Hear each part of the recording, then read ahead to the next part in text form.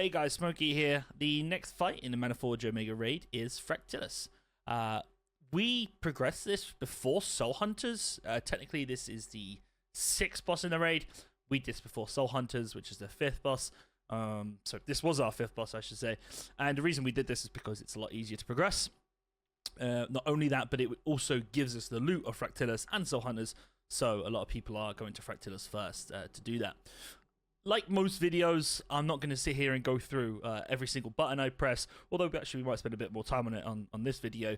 This is more just focusing on the Devastation Evoker, specifically during this fight on Mythic progression, to see if there's anything you should know about, anything you should avoid, anything you should care about, so when you go to progress this boss, you already have the upper hand. Alright, so like I said, this is a single, the 5th/6th boss in the race, pure single target.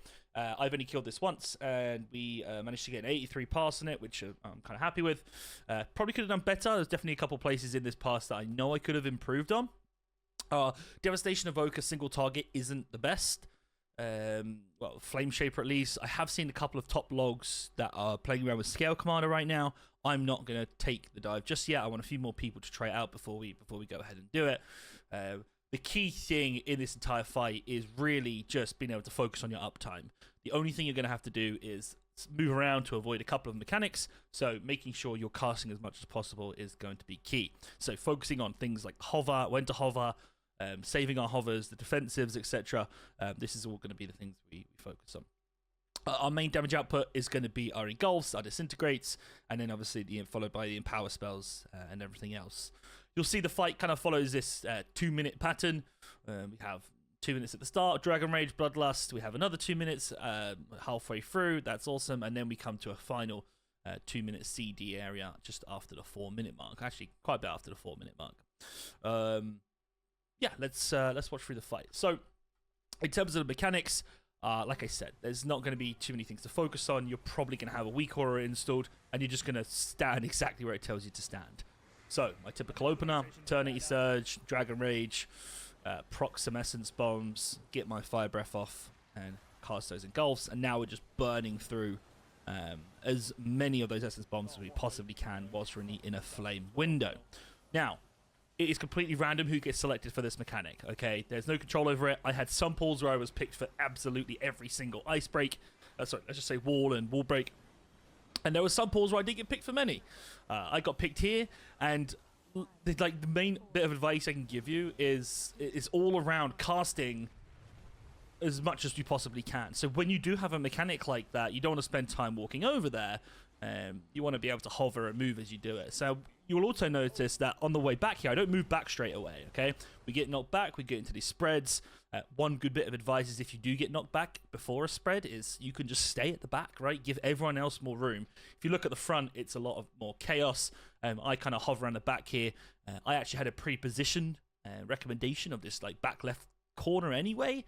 So, yeah, I'm just staying back here as much as I can, but still obviously within range to cast spells on Fractillus. But I now know that I need to come back into this purple marker, but I also don't want to lose uptime. So I cast a little rank 1 Fire Breath. I actually swear at myself there because I didn't want to do that, right? I've now missed an engulf window, so this is definitely a bit of DPS loss.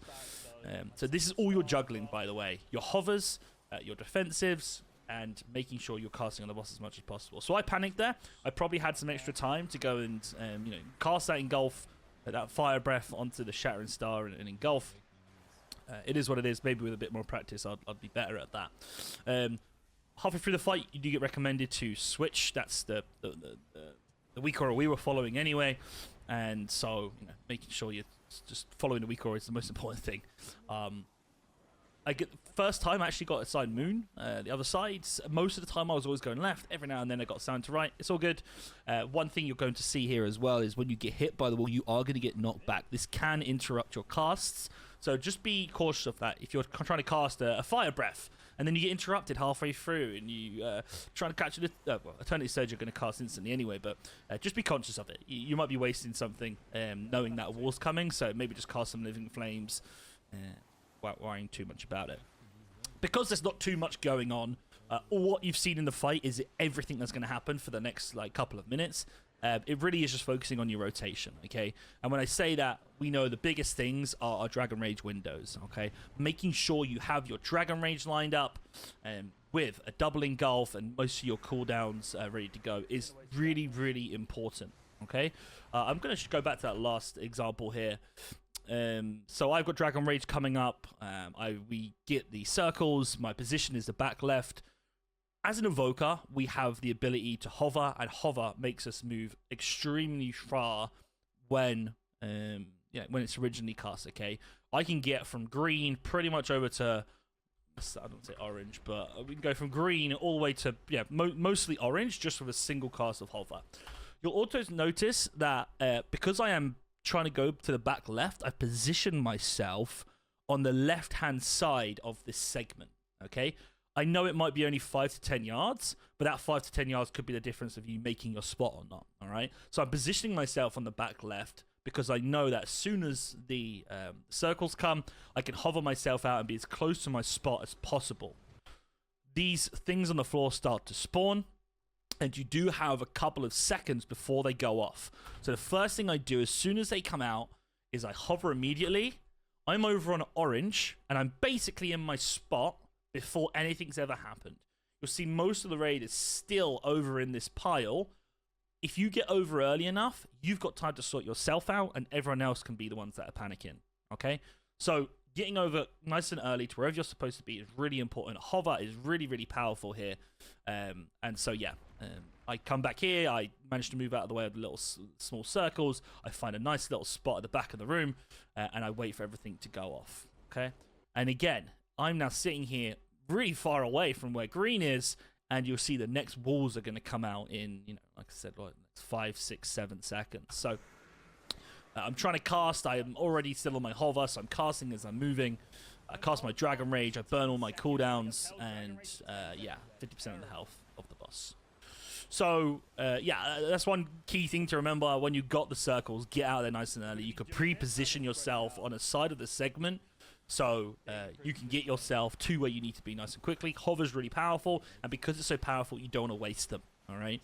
Like I said, you could get picked for as many of these things as possible, so you might end up burning your hovers really, really quickly. Using a Warlock Gate or anything to get across nice and early would be also beneficial. So you see, we have the same thing again. I got the mechanic called out. Hey, listen, you're going to have these big circles around you, so first thing I do is I hover immediately over to the left-hand side.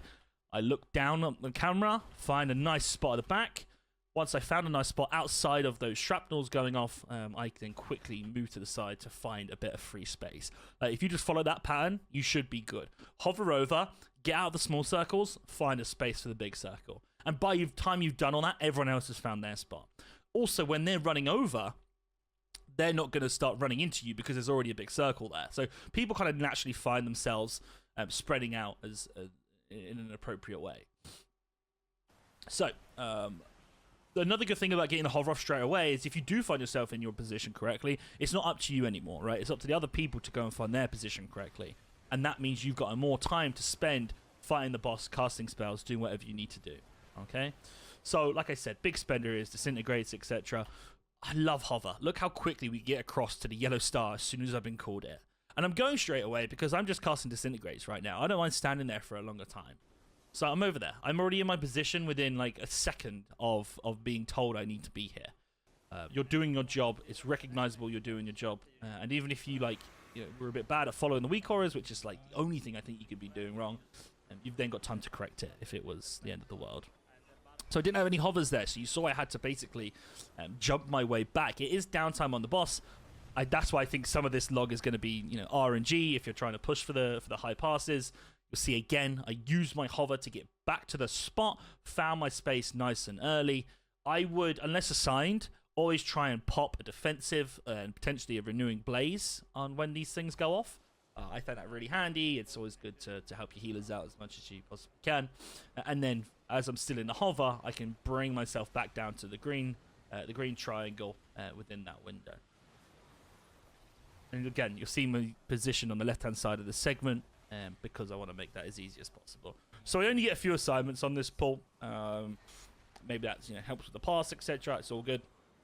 I think really though, this is a good place to practice your single target rotation.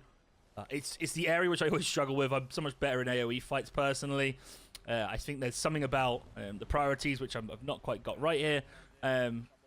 So on this one, I was a little bit slow, but the circles on the floor, the small circles on the floor, are all completely RNG where they're going to spawn. So it can be a little bit difficult to find a safe spot. First thing I do, I'm not looking over there, right? I'm hovering back. I actually hovered into a spot which I would say is the next one in front of me. So I would consider myself to be in someone else's position right now. But in terms of the small circles, I'm actually safe, right? The problem is there's a guy underneath me that's going to go, oh no, there's a big circle about to pop. What do I do? So getting ready, I might have just clipped that small circle. I'm not entirely sure. But as soon as they go, I've got 0.7 seconds to get out to the back. 0.2, I think I'm outside of the big circle just in time. All of this is made possible with hover. All right. Now, again, I'm not casting a tool in that window. It's just about getting safe. If you can get to a safe spot early, and if luck is on your side, you'll be able to get up right now on the phase.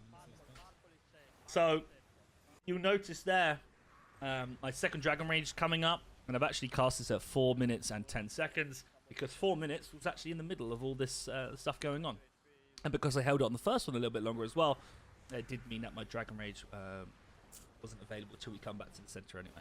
If you get to this point, chances are you're probably going to kill the boss.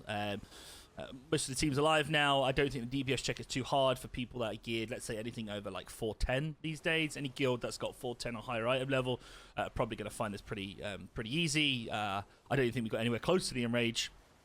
And as you saw from the logs at the start, we didn't have too many people doing like exceptionally crazy passes. We didn't have a single orange pass in there. It was greens, blues, and purples. So the only last difference I would say, or the thing to worry about, is this very last big spread. There is not much of the arena to play in at this point, okay? The room is quite small. I will tell you to take the exact same approach and pop every single defensive you have left if possible. You'll see there is a couple of gaps, and we've got people filling up those gaps, which is really, really useful. It's a really good job for them to just get out of there nice and quickly. A couple of mages taking the responsibility to get out there. We've got a hunter, a couple of warlocks. They've got themselves really far away and out as soon as possible. This last spread, as you can see, is quite hectic in the middle. If I didn't have a defensive on and I was in one of these crossovers, I'm going to die. It's that simple. We had some good healers doing some good jobs, so we only lost one person leading up to that as well. And yeah, just kill boss from here. So this fight is, like I said, pretty straightforward. You stand there, you follow the weak aura, and you spread. There's 3 mechanics. That's all you have to do, and I would spend the time focusing on your single target rotation. Now, that being said, one key mistake I think people make is putting too much focus on their rotation. So don't don't try and overpass and like worry too much about it. You've still got to follow the weak aura. Always make sure you're standing in the right place, and if you're sensible about it as well, what you'll realize is when you get assigned something, you get assigned something straight away, right? So you'll notice at a moment, everyone gets these assignments, okay? So at this moment in time, someone yellow, purple, orange, and moon or silver have assignments. If I'm not one of those people, I can then focus on my rotation for the next 6 to 10 seconds, right? Because I know I'm not going to be assigned anything. So the priority should always be, where am I going to be standing? You're normally going to be in a pile of the whole team. Once I know I'm standing in the right place, did I get assigned a water break? If I did, I move. If I don't, cool. Focus on your rotation, do your thing, right? It's the right priorities that you need to focus on. And then once, like, everyone else here can just sit there, press their buttons. Everyone else can sit there, press their buttons. That's it. So like, you just need to get the right priorities in your head at the right time. Do I need to do anything? If not, cool, I can focus on stuff. Here, everyone got assigned to do these walls. I didn't. Cool. I can now look down at my weak aura and say, okay, I've got Eternity Surge coming up. I've got Disintegrate to cast. You know, it's if you know you haven't got anything to do, then you can focus on looking at your buttons. Like I said, nice and easy boss. Follow the weak aura. Should be pretty trivial to kill. I think ours took anywhere from 10 to 15 pulls, something like that. Yeah, it took maybe an hour and a half, something like that to kill. So yeah, have fun and good luck.